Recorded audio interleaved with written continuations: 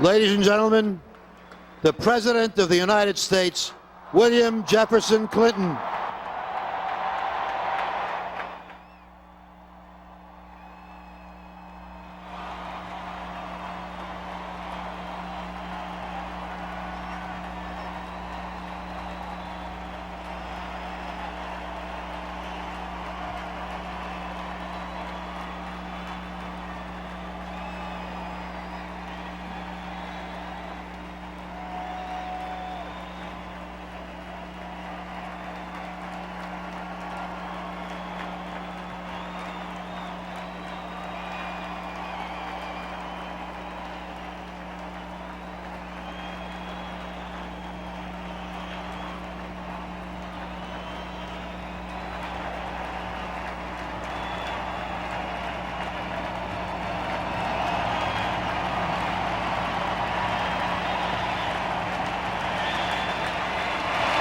Thank you.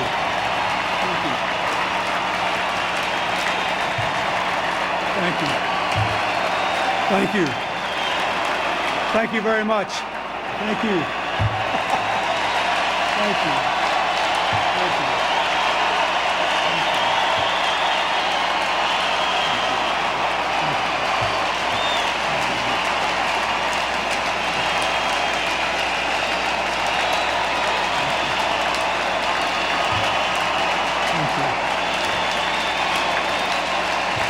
Thank you. Thank you very much. Thank you. Thank you. Thank you.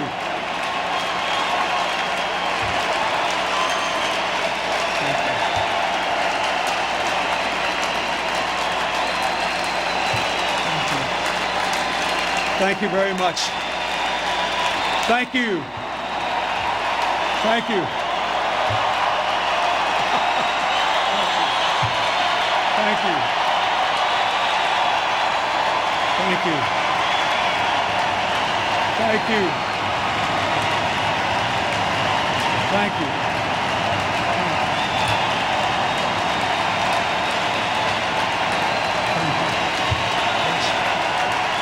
Thank you very much. Thank you.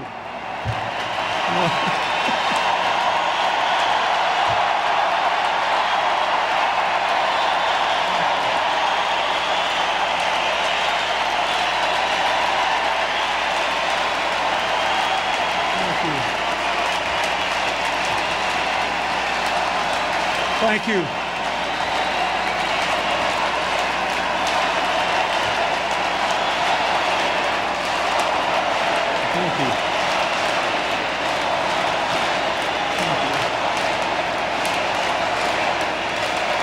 Thank you.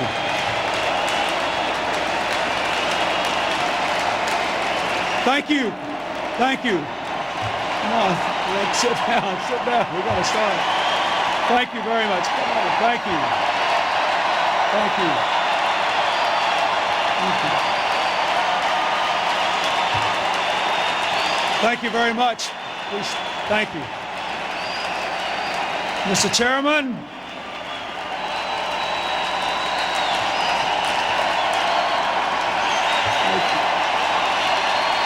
I can't shout over you. Come on, come down. Thank you.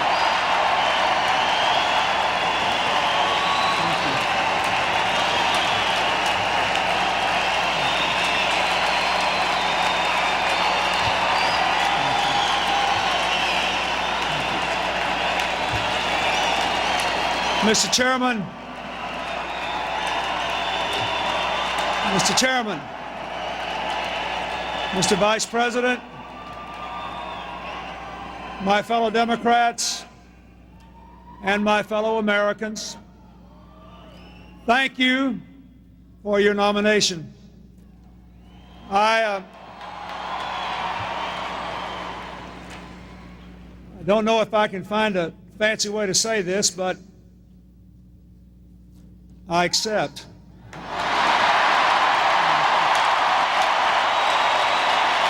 Thank you.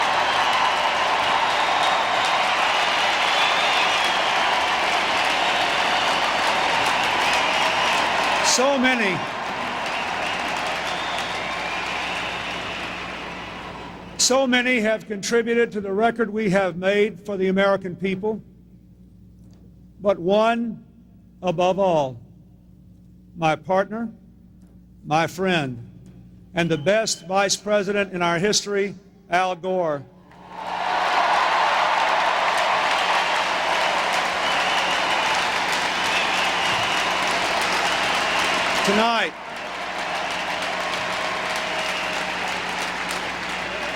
Tonight I thank the city of Chicago, its great mayor, and its wonderful people for this magnificent conviction.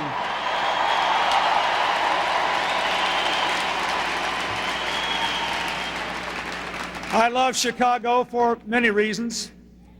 For your powerful spirit, your sports teams, your lively politics, but most of all, for the love and light of my life, Chicago's daughter, Hillary.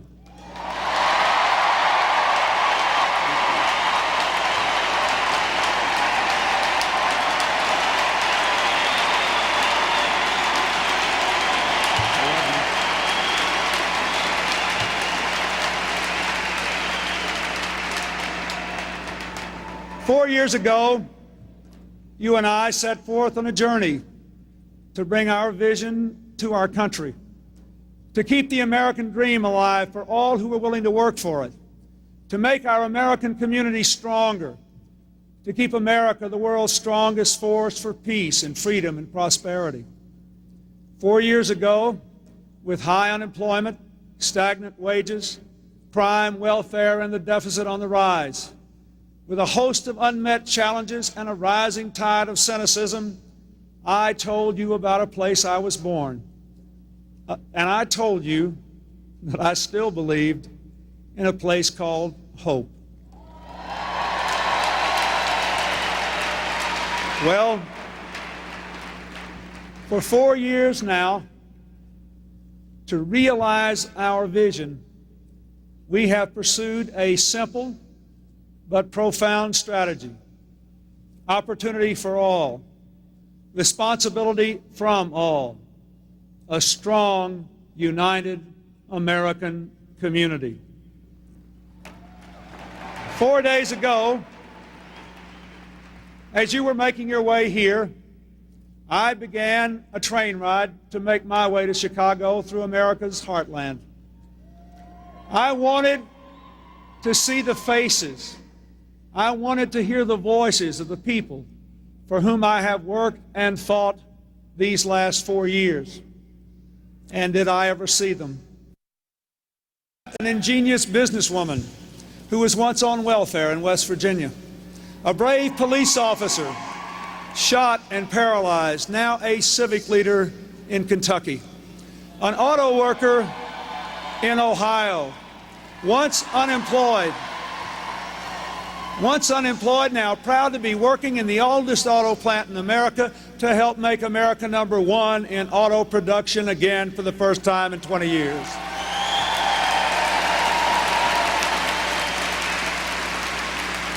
I met a grandmother fighting for her grandson's environment in Michigan. And I stood with 2 wonderful little children, proudly reading from their favorite book, The Little Engine That Could.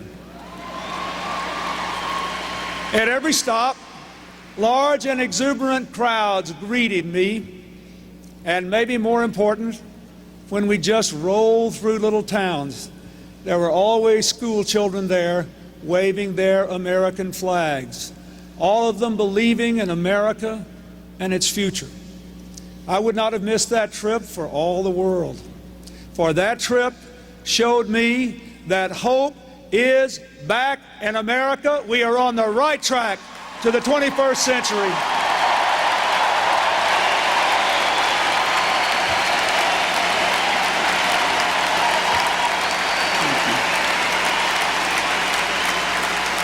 Look at the facts. Just look at the facts. 4.4 million Americans now living in a home of their own for the first time. Hundreds of thousands of women have started their own new businesses. More minorities own businesses than ever before. Record numbers of new small businesses and exports. Look at what's happened. We have the lowest combined rates of unemployment, inflation, and home mortgages in 28 years. Look at what happened. 10 million new jobs, over half of them high-wage jobs. 10 million workers getting the raise they deserve with the minimum wage law. 25 million people now having protection in their health insurance because the Kennedy-Kassebaum bill says you can't lose your insurance anymore when you change jobs, even if somebody in your family's been sick. 40 million Americans with more pension security. A tax cut for 15 million of our hardest pressed Americans and all small businesses. 12 million Americans, 12 million of them taking advantage of the family and medical leave law so they can be good parents and good workers. 10 million students have saved money on their college loans. We are making our democracy work.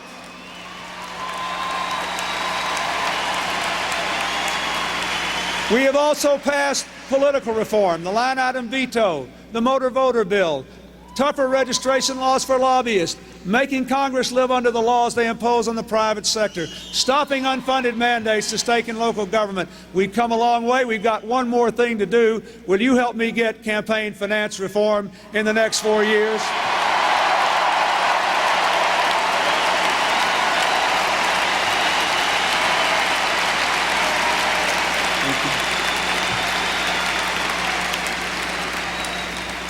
We have increased our investments in research and technology. We have increased investments in breast cancer research dramatically. We are developing a supercomputer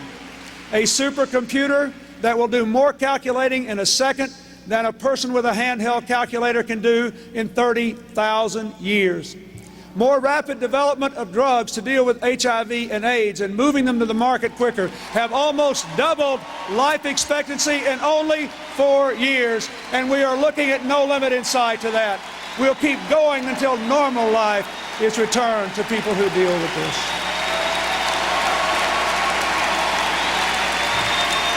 Our country is still the strongest force for peace and freedom on earth. On issues that once before tore us apart, we have changed the old politics of Washington. For too long, leaders in Washington asked, who's to blame? But we ask, what are we going to do?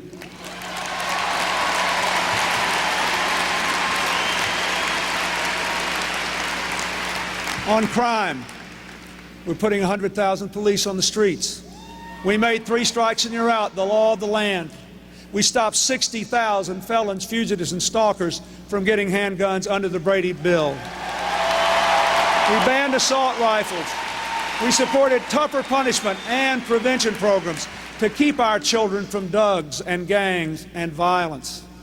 4 years now, for 4 years now, the crime rate in America has gone down.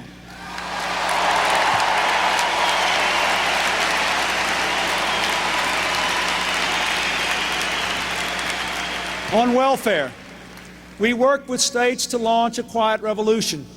Today there are 1.8 million fewer people on welfare than there were the day I took the oath of office. We are moving people from welfare to work.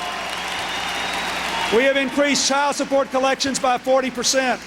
The federal workforce is the smallest it's been since John Kennedy. And the deficit has come down for 4 years in a row, for the first time since before the Civil War, down 60% on the way to zero. We will do it.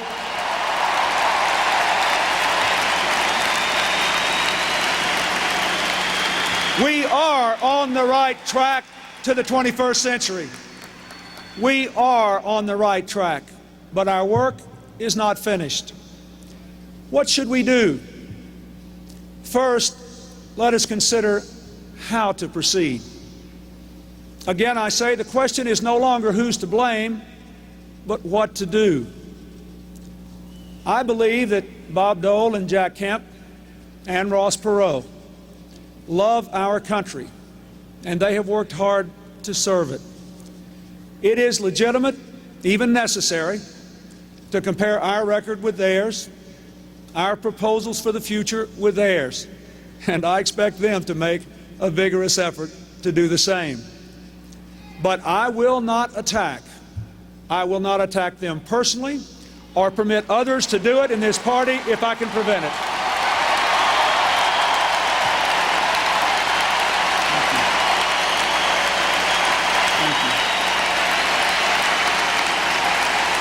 My fellow Americans, this must be a campaign of ideas, not a campaign of insults. The American people deserve it. Now, here's the main idea. I love and revere the rich and proud history of America, and I am determined to take our best traditions into the future. But with all respect, we do not need to build a bridge to the past. We need to build a bridge to the future, and that is what I commit to you to do.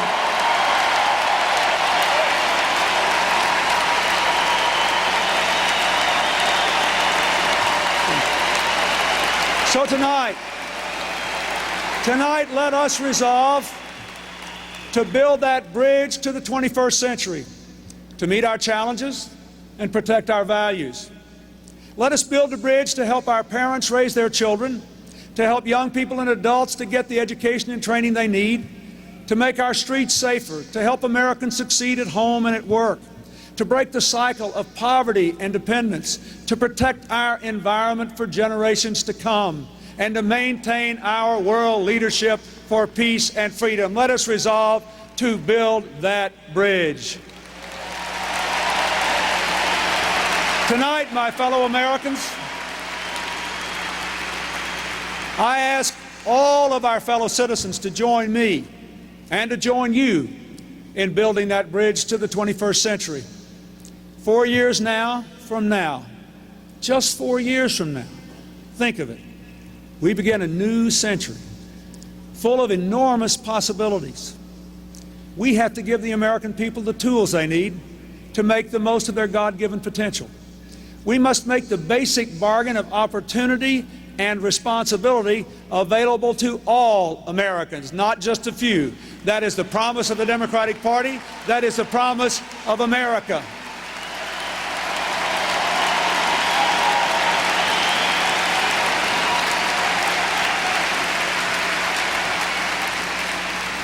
I want to build a bridge to the 21st century in which we expand opportunity through education, where computers are as much a part of the classroom as blackboards, where highly trained teachers demand peak performance from our students, where every 8-year-old can point to a book and say, "I can read it myself."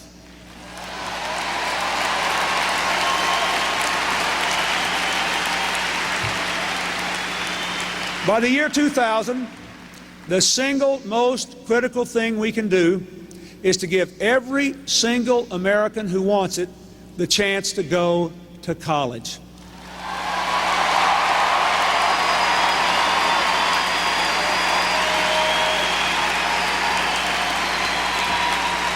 We must make 2 years of college just as universal in 4 years as a high school education is today, and we can do it. We can do it, and we should cut taxes to do it.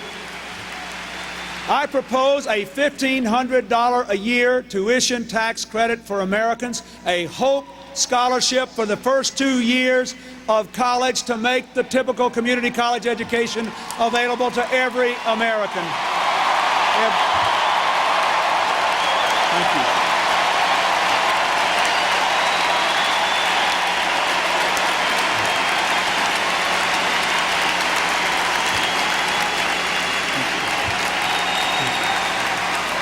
I believe every working family ought also to be able to deduct up to $10,000 in college tuition costs per year for education after that. I believe the families of this country ought to be able to save money for college in a tax-free IRA. Save it year in and year out. Withdraw it for college education without penalty.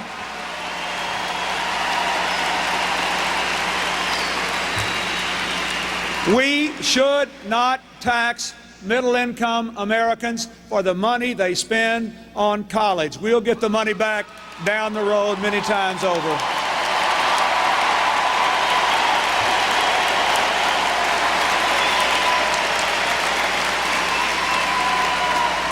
I want to say here, before I go further, that these tax cuts and every other one I mentioned tonight are all fully paid for in my balanced budget plan, line by line, dime by dime, and they focus on education.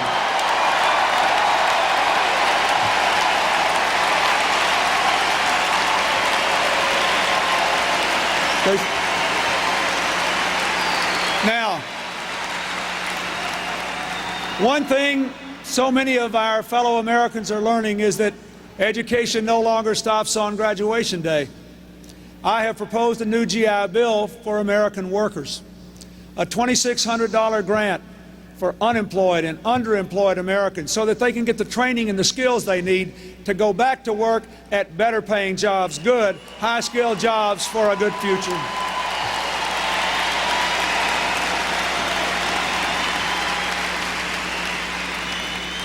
But we must demand excellence at every level of education. We must insist that our students learn the old basics we learned and the new basics they have to know for the next century. Tonight, let us set a clear national goal. All children should be able to read on their own by the 3rd grade.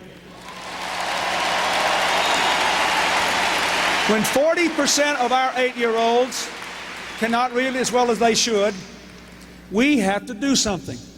I want to send 30,000 reading specialists and National Service Corps members to mobilize a volunteer army of 1 million reading tutors for 3rd graders all across America.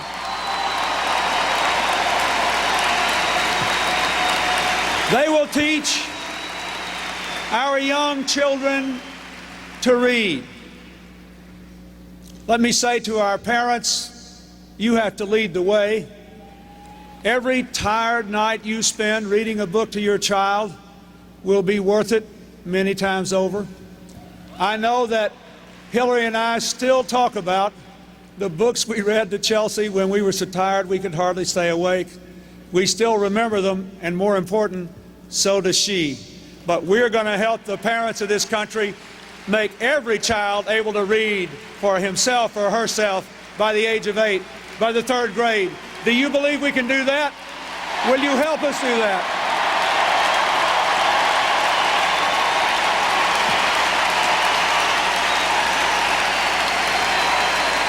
Thank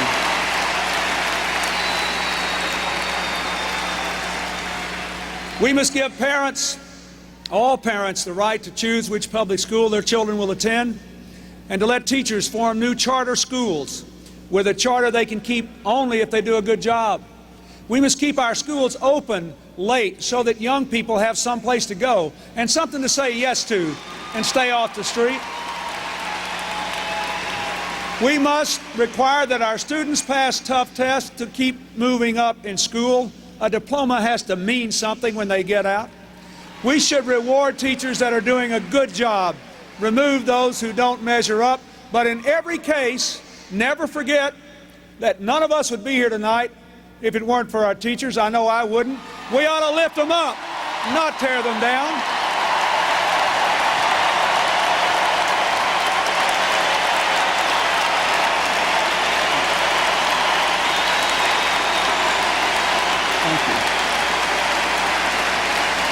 We need schools that will take our children into the next century.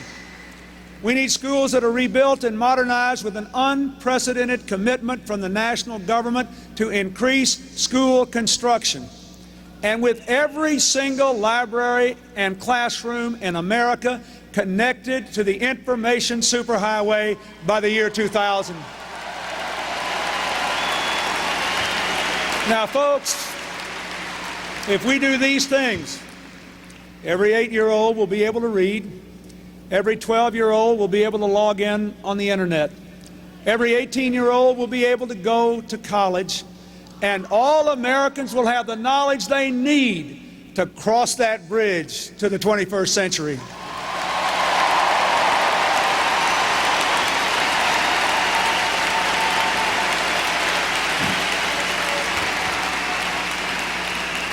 I want to build a bridge to the 21st century in which we create a strong and growing economy to preserve the legacy of opportunity for the next generation by balancing our budget in a way that protects our values and ensuring that every family will be able to own and protect the value of their most important asset, their home. Tonight, let us proclaim to the American people we will balance the budget, and let us also proclaim we will do it in a way that preserves Medicare, Medicaid, education, the environment, the integrity of our pensions, the strength of our people.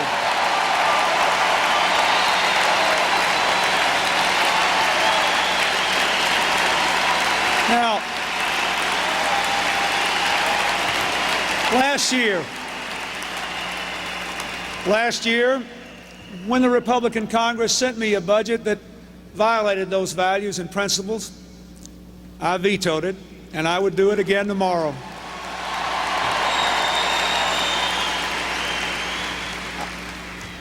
I could never allow cuts that devastate education for our children, that pollute our environment, that end the guarantee of health care for those who are served under Medicaid, that end our duty or violate our duty to our parents through Medicare. I just couldn't do that. As long as I'm president, I'll never let it happen. And it doesn't matter. It doesn't matter if they try again, as they did before, to use the blackmail threat of a shutdown of the federal government to force these things on the American people. We didn't let it happen before. We won't let it happen again.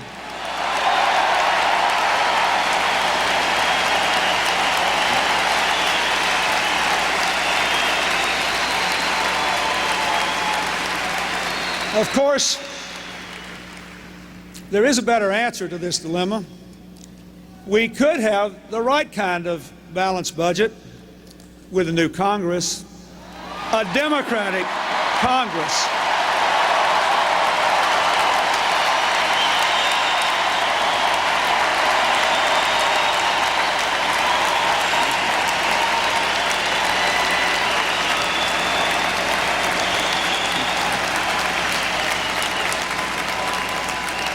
I want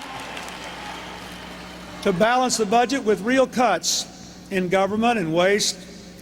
I want a plan that invests in education, as mine does, in technology, and yes, in research, as Christopher Reeve so powerfully reminded us we must do. And my plan gives Americans tax cuts that will help our economy to grow. I want to expand IRAs so that young people can save tax-free to buy a first home. Tonight, I propose a new tax cut for home ownership that says to every middle-income working family in this country, if you sell your home, you will not have to pay a capital gains tax on it, ever, not ever. I want every American to be able to hear those beautiful words, welcome home.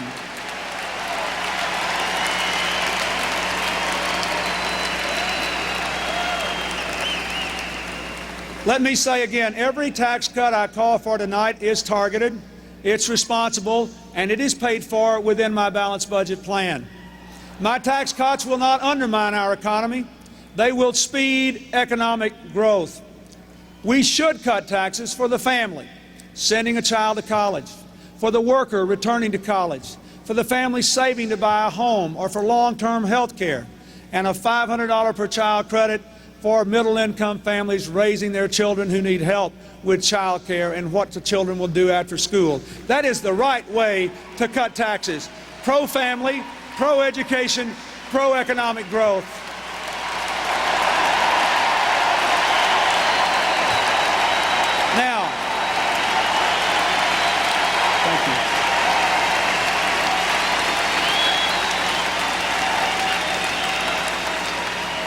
Now, our opponents have put forward a very different plan, a risky $550 billion tax scheme that will force them to ask for even bigger cuts in Medicare, Medicaid, education, and the environment than they passed and I vetoed last year.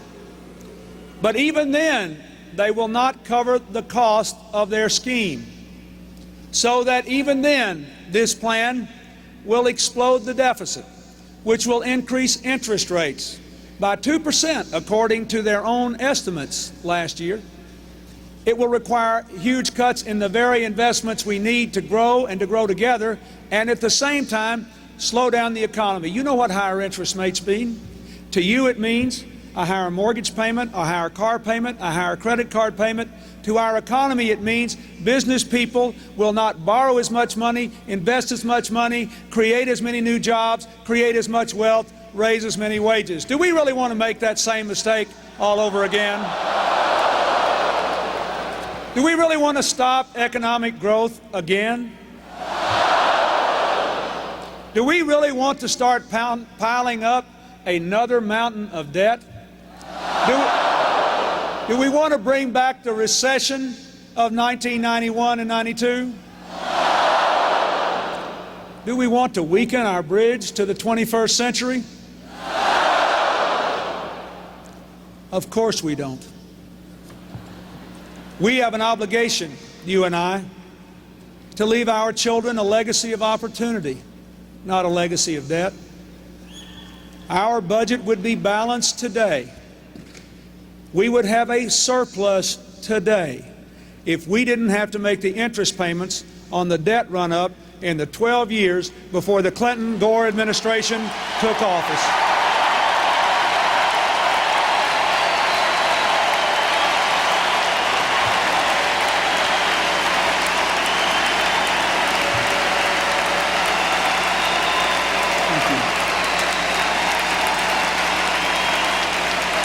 So,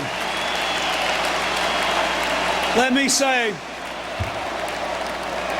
say, this is one of those areas in which I respectfully disagree with my opponent. I don't believe we should bet the farm, and I certainly don't believe we should bet the country. We should stay on the right track to the 21st century.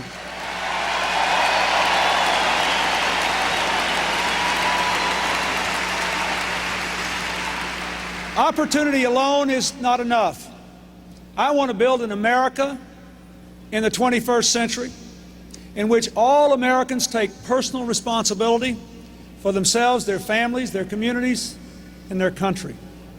I want our nation to take responsibility to make sure that every single child can look out the window in the morning and see a whole community getting up and going to work.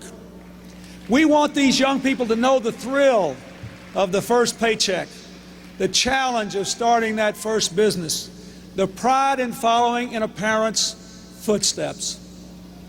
The welfare reform law I signed last week gives America a chance, but not a guarantee, to have that kind of new beginning.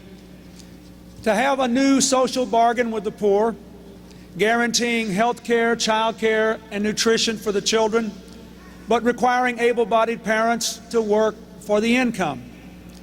Now I say to all of you, whether you supported the law or opposed it, but especially to those who supported it, we have a responsibility, we have a moral obligation to make sure the people who are being required to work have the opportunity to work.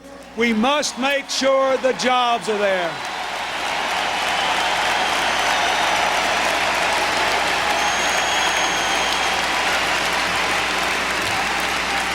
There should be 1 million new jobs for welfare recipients by the year 2000.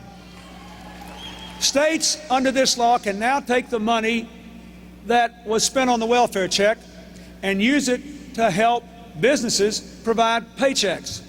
I challenge every state to do it soon. I propose also to give businesses a tax credit for every person hired off welfare and kept employed.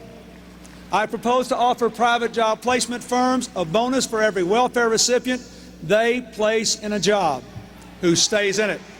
And more important, I want to help communities put welfare recipients to work right now without delay, repairing schools, making their neighborhoods clean and safe, making them shine again. There's lots of work to be done out there. Our cities can find ways to put people to work and bring dignity and strength back to these families.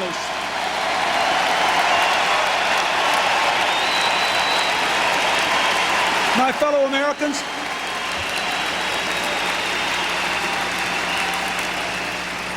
I have spent an enormous amount of time with our dear friend, the late Ron Brown, and with Secretary Cantor and others, opening markets for America around the world. And I'm proud of everyone we opened. But let us never forget, the greatest untapped market for American enterprise is right here in America, in the inner cities and the rural areas who have not felt this recovery. With investment and business and jobs, they can become our partners in the future. And it's a great opportunity we ought not to pass up. I propose more empowerment zones like the one we have right here in Chicago to draw business into poor neighborhoods. I propose more community development banks like the South Shore Bank right here in Chicago to help people in those neighborhoods start their own small businesses. More jobs, more incomes, new markets for America right here at home, making welfare reform a reality. Now, folks, you cheered, and I thank you. But the government can only do so much. The private sector has to provide most of these jobs. So I want to say again, tonight I challenge every business person in America who has ever complained about the failure of the welfare system to try to hire somebody off welfare and try hard.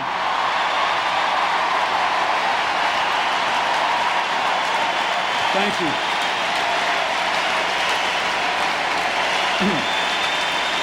After all,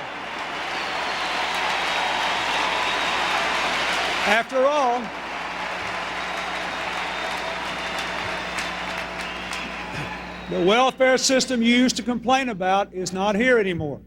There is no more who's to blame on welfare. Now the only question is what to do.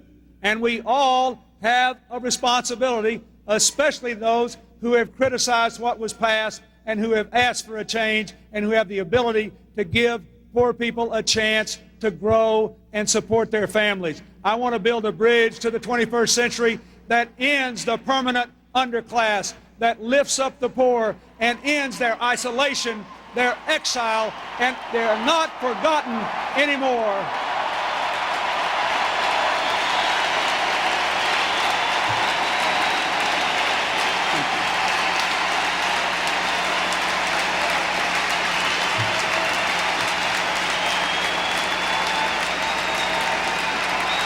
Thank you.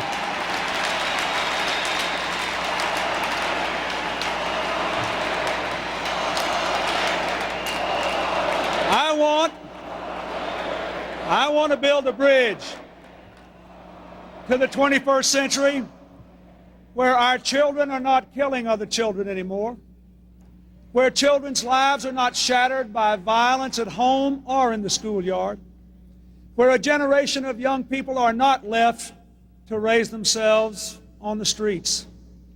With more police and punishment and prevention, the crime rate has dropped for 4 years in a row now. But we cannot rest because we know it's still too high. We cannot rest until crime is a shocking exception to our daily lives, not news as usual.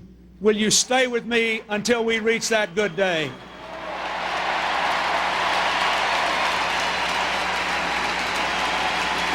My fellow Americans, we all owe a great debt to Sarah and Jim Brady, and I'm glad they took their wrong turn and wound up in Chicago.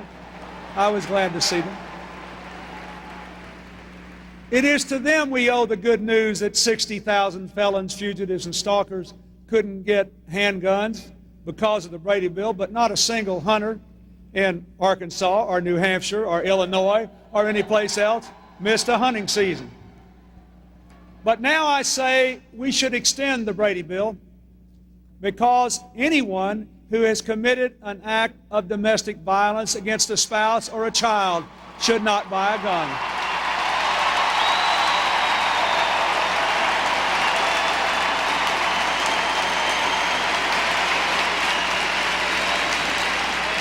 And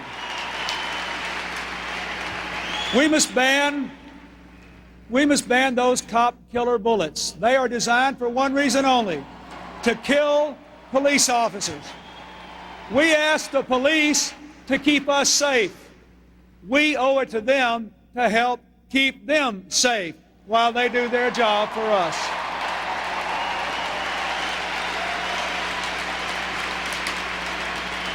We should pass a victims' rights constitutional amendment, because victims deserve to be heard. They need to know when an assailant is released. They need to know these things, and the only way to guarantee them is through a constitutional amendment. We have made a great deal of progress.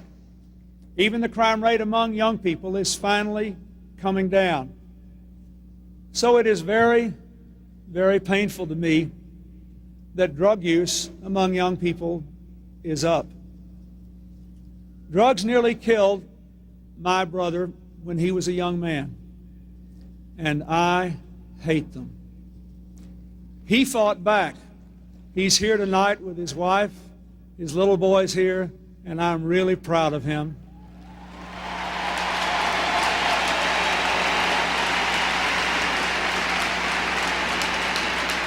But I learned something. I learned something in going through that long nightmare with our family. And I can tell you, something has happened to some of our young people. They simply don't think these drugs are dangerous anymore, or they think the risk is acceptable.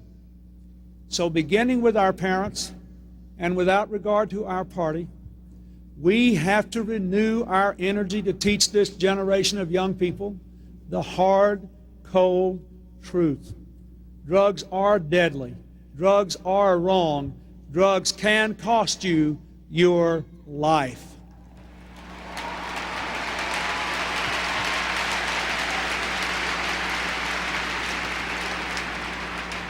General Barry McCaffrey, the four-star general who led our fight against drugs in Latin America, now leads our crusade against drugs at home, stopping more drugs at our borders, cracking down on those who sell them, and most important of all, pursuing a national anti-drug strategy whose primary aim is to turn our children away from drugs. I call on Congress to give him every cent of funding we have requested for this strategy, and to do it now.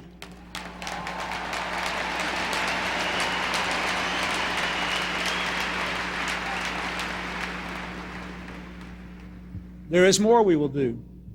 We should say to parolees, we will test you for drugs. If you go back on them, we will send you back to jail.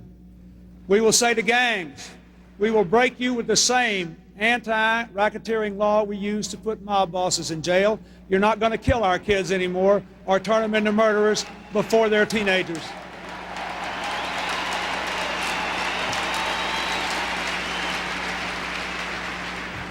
My fellow Americans, if we're going to build that bridge to the 21st century, we have to make our children free.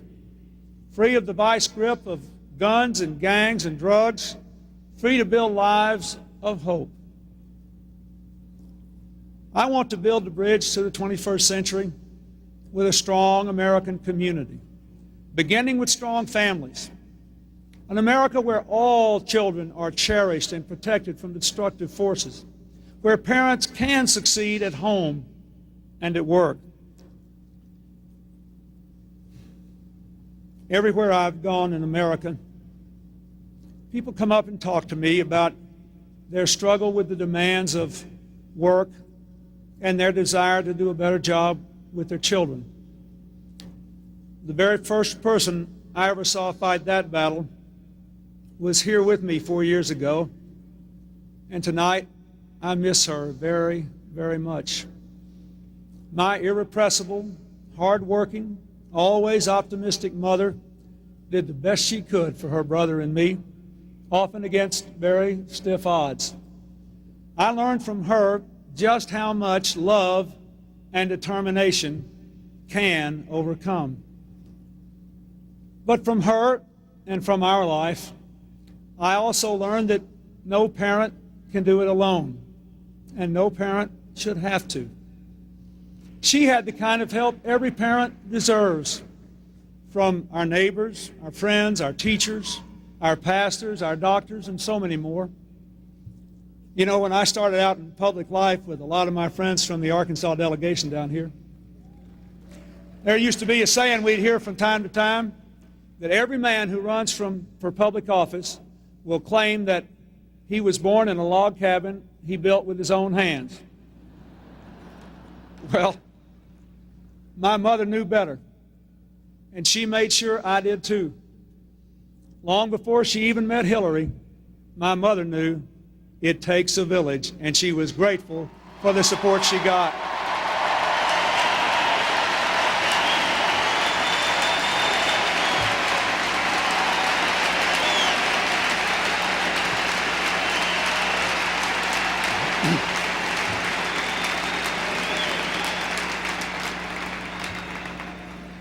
As Tipper Gore and Hillary said on Tuesday, we have, all of us in our administration, worked hard to support families in raising their children and succeeding at work. But we must do more.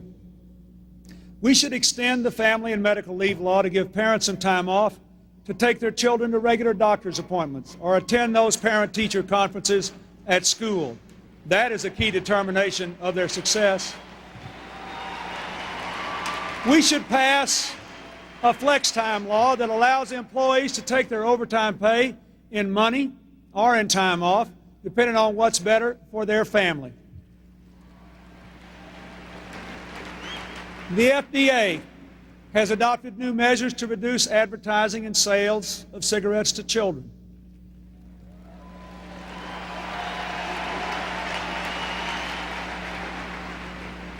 The Vice President spoke so movingly of it last night.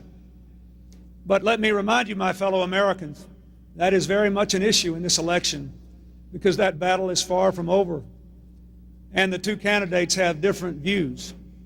I pledge to America's parents that I will see this effort all the way through.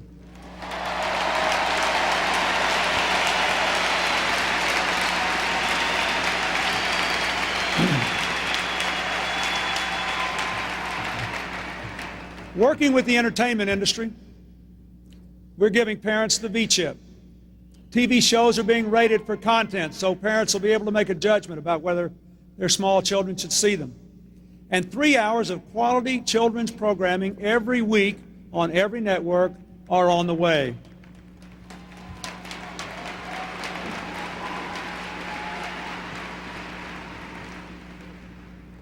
The Kennedy-Kassebaum law says every American can keep his or her health insurance if they have to change jobs, even if someone in their family's been sick. That is a very important thing. But tonight, we should spell out the next steps. First thing we ought to do is to extend the benefits of health care to people who are unemployed. I propose in my balanced budget plan, paid for, to help unemployed families keep their health insurance for up to 6 months.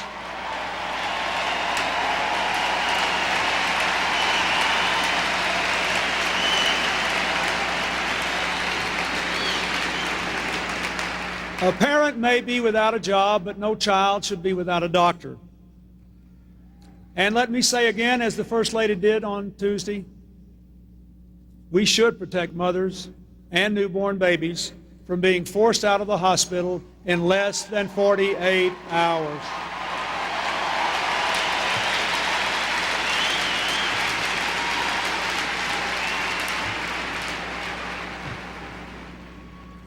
We respect the individual conscience of every American on the painful issue of abortion, but believe as a matter of law that this decision should be left to a woman, her conscience, her doctor, and her God.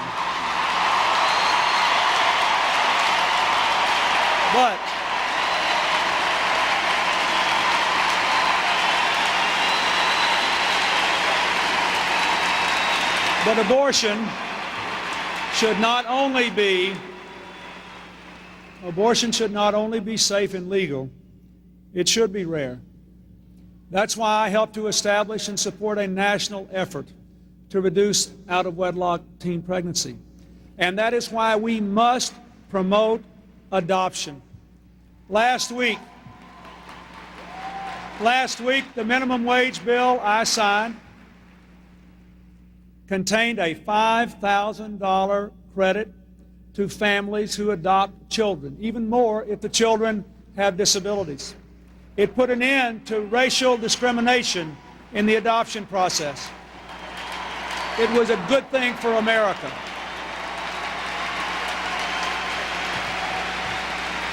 My fellow Americans, already there are tens of thousands of children out there who need a good home with loving parents. I hope more of them will find it now.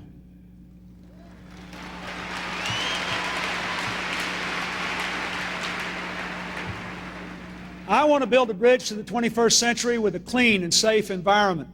We are making our food safer from pesticides. We're protecting our drinking water and our air from poisons. We saved Yellowstone from mining. We established the largest national park south of Alaska in the Mojave Desert in California. We are working to save the precious Florida Everglades. And when the leaders of this Congress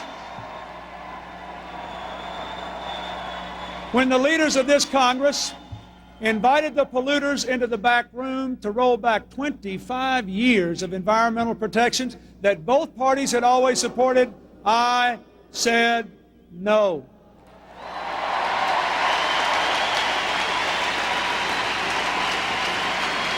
But we must do more. Today, 10 million children live within just 4 miles of a toxic waste dump. We have cleaned up 197 of those dumps in the last 3 years, more than in the previous 12 years combined.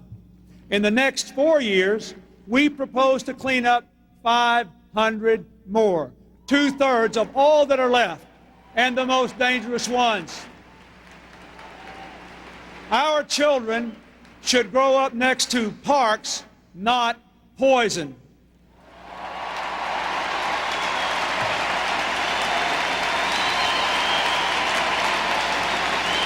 We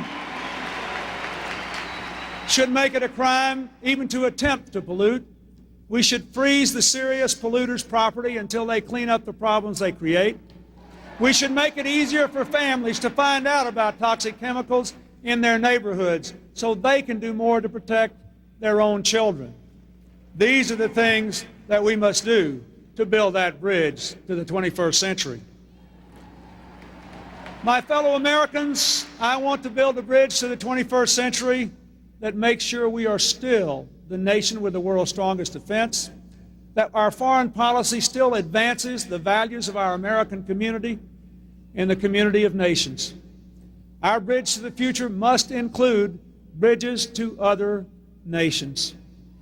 Because we remain the world's indispensable nation to advance prosperity, peace, and freedom, and to keep our own children safe from the dangers of terror and weapons of mass destruction. We have helped to bring democracy to Haiti and peace to Bosnia. Now the peace sign on the White House lawn between the Israelis and the Palestinians must embrace more of Israel's neighbors. The deep desire for peace that Hillary and I felt when we walked the streets of Belfast and Derry must become real for all the people of Northern Ireland. And Cuba must finally join the community of democracies.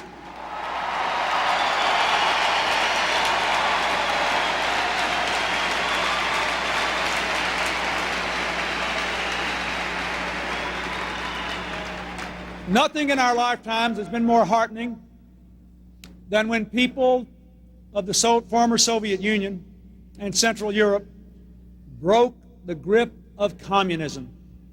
We have aided their progress, and I am proud of it, and I will continue our strong partnership with a democratic Russia.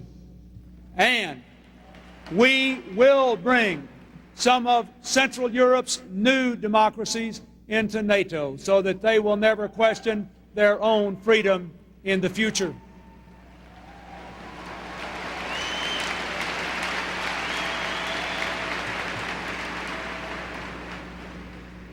Our American exports are at record levels. In the next 4 years, we have to break down even more barriers to them, reaching out to Latin America, to Africa, to other countries in Asia, making sure that our workers and our products, the world's finest, have the benefit of free and fair trade.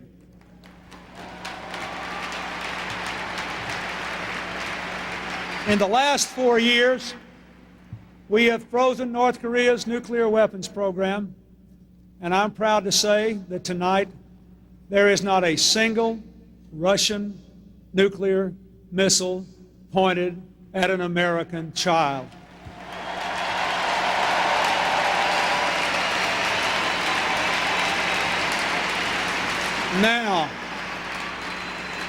Now we must enforce and ratify without delay measures that further reduce nuclear arsenals, banish poison gas, and ban nuclear tests once and for all.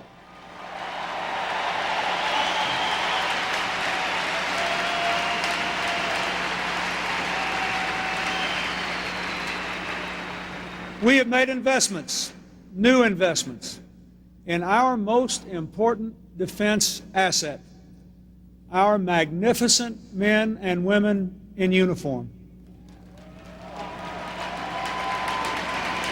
By the year 2000, we also will have increased funding to modernize our weapon systems by 40%. These commitments will make sure that our military remains the best trained, best equipped fighting force in the entire world.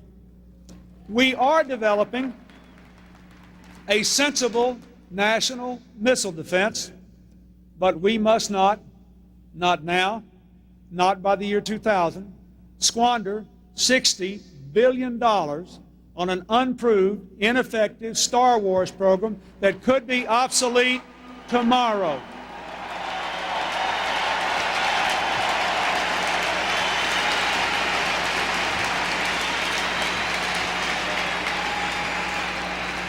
We are fighting terrorism on all fronts with a three-pronged strategy. First, we are working to rally a world coalition with zero tolerance for terrorism. Just this month, I signed a law imposing harsh sanctions on foreign companies that invest in key sectors of the Iranian and Libyan economies. As long as Iran trains, supports, and protects terrorists, as long as Libya refuses to give up the people who blew up Pan Am 103, they will pay a price from the United States.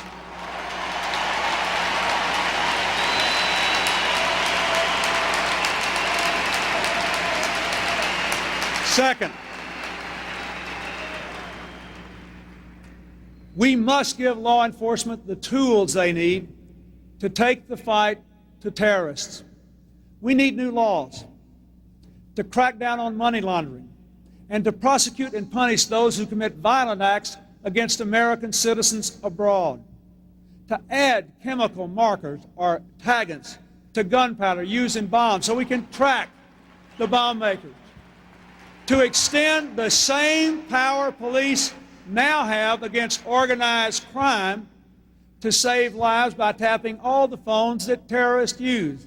Terrorists are as big a threat to our future, perhaps bigger than organized crime. Why should we have two different standards for a common threat to the safety of America and our children?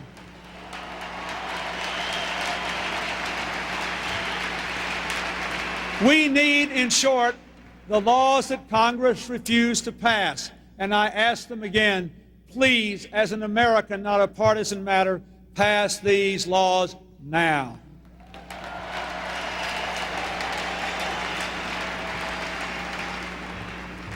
Third, we will improve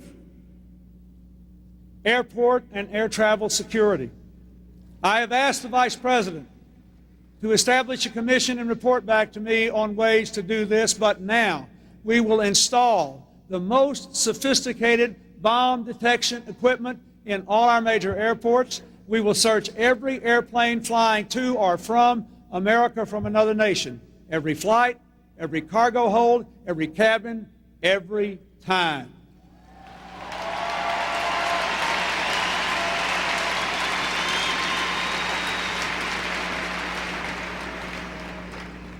My fellow Democrats and my fellow Americans, I know that in most election seasons, foreign policy is not a matter of great interest in the debates in the barbershops and the cafes of America, on the plat floors and at the bowling alleys.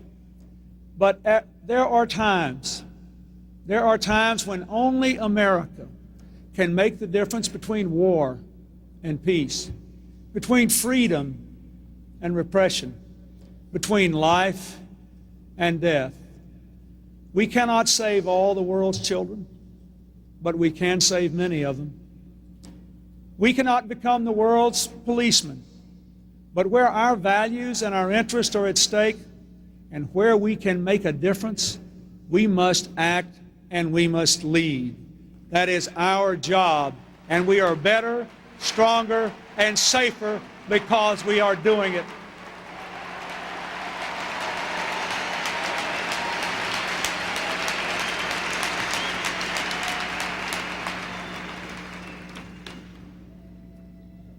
My fellow Americans, let me say one last time, we can only build our bridge to the 21st century if we build it together. And if we're willing to walk arm in arm across that bridge together. I have spent so much of your time that you gave me these last 4 years to be your president, worrying about the problems of Bosnia, the Middle East, Northern Ireland, Rwanda, Burundi. What do these places have in common? People are killing each other and butchering children because they are different from one another. They share the same piece of land, but they are different from one another. They hate their race, their tribe, their ethnic group, their religion. We have seen the terrible, terrible price that people pay when they insist on fighting and killing their neighbors over their differences. In our own country, we have seen America pay a terrible price for any form of discrimination. And we have seen us grow stronger as we have steadily let more and more of our hatreds and our fears go. As we have given more and more of our people the chance to live their dreams. That is why the flame of our Statue of Liberty, like the Olympic flame carried all across America by thousands of citizen heroes, will always, always burn brighter than the fires that burn our churches, our synagogues, our mosques. Always.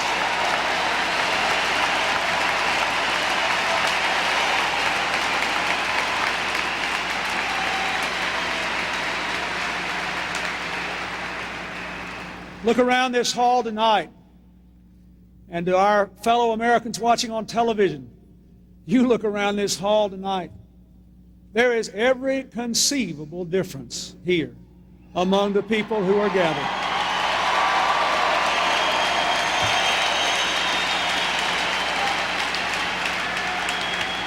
If we want to build that bridge to the 21st century, we have to be willing to say loud and clear, if you believe in the values of the Constitution, the Bill of Rights, the Declaration of Independence, if you're willing to work hard and play by the rules, you are part of our family, and we're proud to be with you. I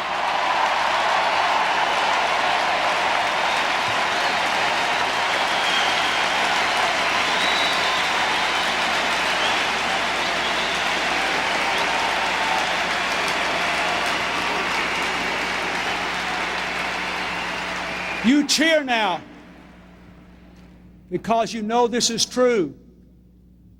You know this is true. When you walk out of this hall, think about it. Live by it. We still have too many Americans who give in to their fears of those who are different from them.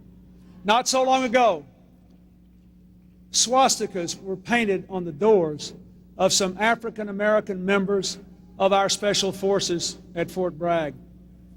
Folks, for those of you who don't know what they do, the special forces are just what the name says. They are special forces.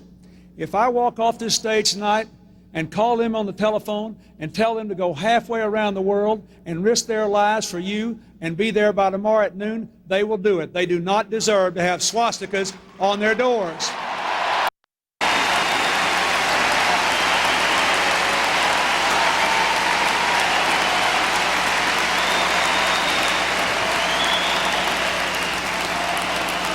Look around here. Look around here. Old or young, healthy as a horse or a person with a disability that hadn't kept you down,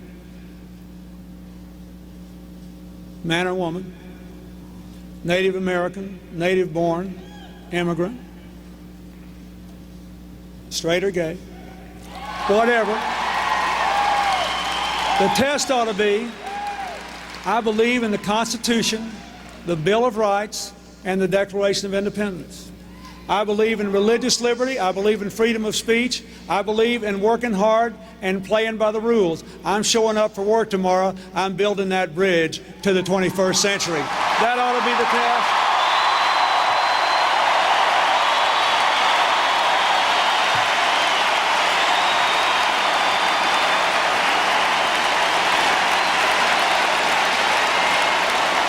My fellow Americans,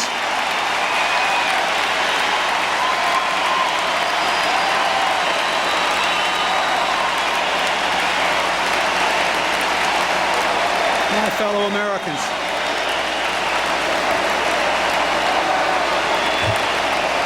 my fellow Americans,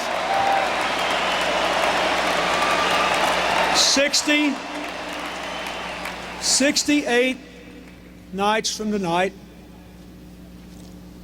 the American people will face once again a critical moment of decision.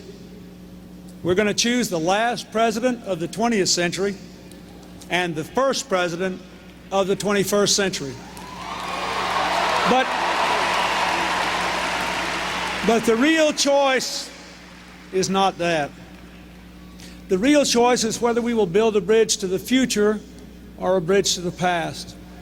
About whether we believe our best days are still out there or our best days are behind us. About whether we want a country of people all working together or one where you're on your own. Let us commit ourselves this night to rise up and build the bridge we know we ought to build all the way to the 21st century. Let us have faith. And let us have faith. Faith, American faith. American faith that we are not leaving our greatness behind. We're going to carry it right on with us into that new century. A century of new challenge and unlimited promise. Let us, in short, do the work that is before us, so that when our time here is over, we will all watch the sun go down, as we all must, and say truly, we have prepared our children for the dawn.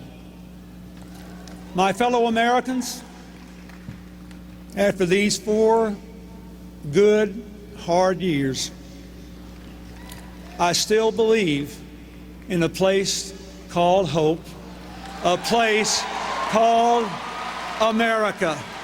Thank you. God bless you. And good night.